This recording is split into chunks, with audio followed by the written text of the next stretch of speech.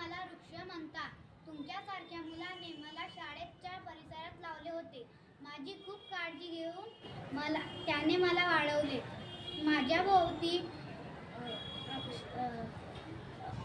संरक्षण कुंपण टाकून माझी काळजी घेतली होती त्याने.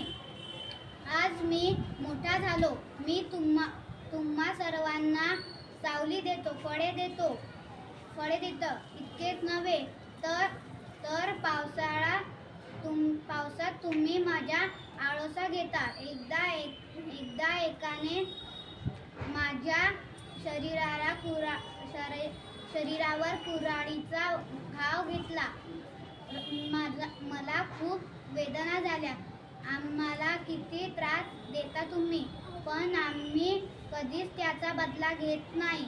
तरी आम्ही तुम्हाला फुले देतो, फळे देतो, लाकूड, डिंक, मध, मेध, लाख, सावली, हवा व औषधी देतो. म्हणून मला